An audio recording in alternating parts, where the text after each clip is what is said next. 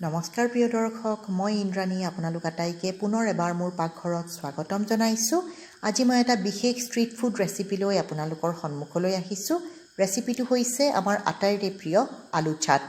অতি কম খৰচতে ঘৰত থকা সামগ্ৰীখিনিৰে আৰু অতি কম সময়তে কেনেকৈনো আপোনালোকে ঝটপট আলু চাট বনাই ৰেডি কৰিব পাৰিব আৰু তাৰ জুতি ল'ব পাৰিব, তাৰেই ৰেচিপিটো লৈ আহিছোঁ। আশা ৰাখিছোঁ ৰেচিপিটো চাই ভাল পাব বুলি, গতিকে লাইক আৰু শ্বেয়াৰ কৰিবলৈ নাপাহৰে যেন। যিবোৰ দৰ্শক আজি প্ৰথমবাৰলৈকে মোৰ চেনেলত আহিছে, এইদৰে সুস্বাদু ৰেচিপিবোৰ চাই থাকিবৰ কাৰণে অনুগ্ৰহ কৰি চেনেলটো ছাবস্ক্ৰাইব কৰি ল'ব। আহক তেনেহ'লে বনোৱা আৰম্ভ কৰোঁ।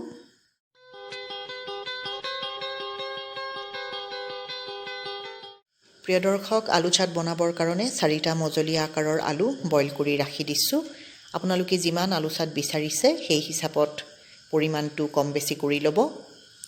এটা মজলীয়া আকাৰৰ পিঁয়াজ মিহি মিহিকৈ কাটি ৰাখিছোঁ, এটা বিলাহী মিহি মিহিকৈ কাটি ৰাখিছোঁ, কেইখিলামান ধনিয়া পাত ৰাখিছোঁ মিহি মিহিকৈ কাটি, আৰু আধা ফাল গোল নেমু লৈছোঁ। এতিয়া প্ৰথমতে আলুৰ বাকলি চেলাই ল'ম আৰু অকণমান মোটা মোটাকৈ আলুৰ পিচটো কাটিম। বহুত বেছি মোটা নকৰিব আৰু বেছি পাতলো নকৰিব, বেছি পাতল কৰিলে ভাঙি যোৱাৰ চান্স থাকে। এইদৰে মিডিয়াম চাইজত আলুকেইটা কাটি ৰেডি কৰি ৰাখিম। এতিয়া প্লেটখনত গোটেই কেইপিচ আলু এইদৰে সজাই দিছোঁ আৰু ইয়াৰে ওপৰত প্ৰথমতে গোলনেমু আটি দিম। আলু চাটত গোলনেমু ব্যৱহাৰ কৰিব, তেতিয়া টেষ্টটো বেছি ভাল পাব। নাথাকিলে বাৰু আপোনালোকে যিকোনো নেমুৱেই ইউজ কৰিব পাৰে। গোটেই কেইপিচ আলুত যাতে নেমুৰ ৰস আপোনালোকে ভালকৈ দিব পাৰে, সেইটো ধ্যান দিব। এতিয়া ইয়াতে নিমখ ছটিয়াই দিম, সোৱাদমতে নিমখ দিব। বেছি নিমখ নালাগে, 2 চিকুটমান দিলেই হৈ যাব। গোটেই কেইপিচ আলুত ভালদৰে নিমখ যাতে লাগি যায় সেইদৰে দিব। এতিয়া এয়া মই শুকান জলকীয়াৰ গুড়ি লৈছোঁ। আপোনালোকে যদি শুকান জলকীয়াৰ গুড়ি ভাল নাপায়, তেতিয়া কেঁচা জলকীয়া একেবাৰে মিহি মিহিকৈ কাটি আলু চাটত ব্যৱহাৰ কৰিব পাৰে। এয়া শুকান জলকীয়াৰ গুড়িও মই গোটেই কেইপিচ আলুত যাতে ভালদৰে লাগি যায় এইদৰে দিছোঁ। লাহে ধীৰে কামটো কৰিব, খৰধৰকৈ নকৰিব প্ৰিয় দৰ্শক। বেছি মেহনতৰ কাম নহয়, কষ্ট নহয় আপোনালোকৰ, কিন্তু অকণমান মন দি কৰিলে খাই পেলাই সোৱাদটো আপোনালোকে বেছি ভাল পাব। এয়া মই জালুকৰ গুড়ি লৈছোঁ। জালুকৰ গুড়ি অলপ সৰহকৈ দিব পাৰে, কথা নাই। 3-4 চিকুট জালুকৰ গুড়ি দি দিব।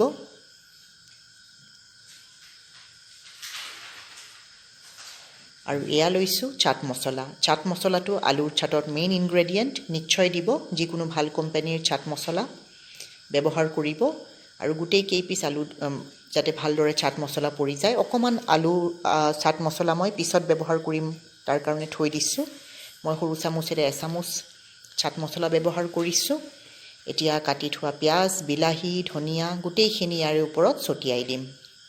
একেবাৰে সহজ পদ্ধতি, খাই কিন্তু বহুত বেছি ভাল পাব, জুতি পাব। আৰু এইদৰে স্নেক আপোনালোকে নিজে খাব পাৰে, আলহী অতিথি আহিলেও খুৱাব পাৰে। ঘৰত কেতিয়াবা সৰু সুৰা পাৰ্টি থাকিলেও স্নেক হিচাপে আপোনালোকে এই আলু চাট পৰিৱেশন কৰি চাবচোন। নিশ্চয় আলহী অতিথি আপোনালোকৰ গুণ গাব। ইমান টেষ্টি হয়, আৰু সৰু ল'ৰা ছোৱালীৰ টিফিনতো দিব পাৰে আপোনালোকে, খাই বহুত বেছি জুতি লগা হয়। আৰু এয়া মই টমেটো কেটচাপ দি দিছোঁ। 2-3 টেবুল স্পুন টমেটো কেটচাপ নিজৰ সোৱাদমতে দি দিব। মই 2 টেবুল স্পুন টমেটো কেটচাপ দিছোঁ। আৰু এয়া তেঁতেলীৰ চচ। তেঁতেলীৰ চচ নিশ্চয় দিব প্ৰিয় দৰ্শক। তেঁতেলীৰ চচে আলু চাটৰ সোৱাদটো দুগুণে বঢ়ায়। মই 2 টেবুল স্পুন তেঁতেলীৰ চচ ইয়াতে ব্যৱহাৰ কৰিছোঁ। চেষ্টা কৰিব আলু কেইপিচত যাতে ভালদৰে তেঁতেলী চচ লাগি যায়। আৰু লাষ্টত যেতিয়া আপোনালোকে লৈ খাব, তেতিয়া মিক্সো কৰি খাব পাৰে। এতিয়া মই সজাই দিছোঁ এইদৰে। আৰু এয়া হ'ল ৰোষ্টেড পিনাটছ বা বাদাম। টাৱাখন গৰম কৰি বাদামকেইটা অকণমান ৰোষ্ট কৰি বাকলি চেলাই ব্যৱহাৰ কৰিব। বাদাম নিশ্চয় দিব, খাই বহুত বেছি জুতি লাগে এইদৰে বাদাম দিলে। আপোনালোকে যদি ঘৰত মিক্সাৰ আনি থয়, চানা মিক্সাৰো ব্যৱহাৰ কৰিব পাৰে এই চাটত। আৰু এয়া মই আলু ভুজিয়া ব্যৱহাৰ কৰিছোঁ। আলু ভুজিয়াও আলু চাটত বহুত বেছি জুতি বঢ়ায়। নিশ্চয় ব্যৱহাৰ কৰিব, খাই জুতি পাব। আলু ভুজিয়া আপোনালোকে যিমান বিচাৰে সিমান ব্যৱহাৰ কৰিব পাৰে। মই টেবুল স্পুনেৰে 2 চামুচ আলু ভুজিয়া দিছোঁ। বাদাম পিনাটছো মই টেবুল স্পুনেৰে 2 চামুচ ব্যৱহাৰ কৰিছোঁ।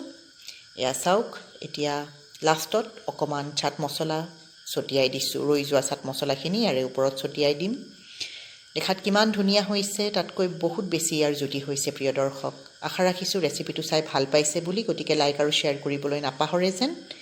আৰু এতিয়া লাষ্টত ইয়াৰে ওপৰত মই টুথপিক দি দিম, খাবৰ সুবিধা হ'ব। আৰু আপোনালোকে যদি টুথপিক ব্যৱহাৰ নকৰে তেতিয়াহ'লে আপোনালোকে প্লেটত লৈ পেলাই চামুচেৰেও খাব পাৰে, কথা নাই। যিদৰেই নাখায় প্ৰিয় দৰ্শক, খাই যে ভাল পাব সেইটো খাটাং। নিশ্চয় বনাব। আৰু এয়া মই ওচৰৰ পৰা আপোনালোকক দেখাই দিছোঁ আলু চাট। আমাৰ পপুলাৰ ষ্ট্ৰীট ফুড, ঘৰতে বনাই একেবাৰে হাইজেনিক ৱেৰে মই বনাই আপোনালোকক দেখাইছোঁ। নিশ্চয় খাব, আলহীকো খুৱাব। খাই কেনেকুৱা পালে কমেণ্ট এটা কৰি মোক জানিবলৈ নিশ্চয় দিব। আজি সময় উলিয়াই মোৰ এই ৰেচিপিটো চালে বহুত বহুত ধন্যবাদ। পুনৰ লগ পাম অতি সোনকালে।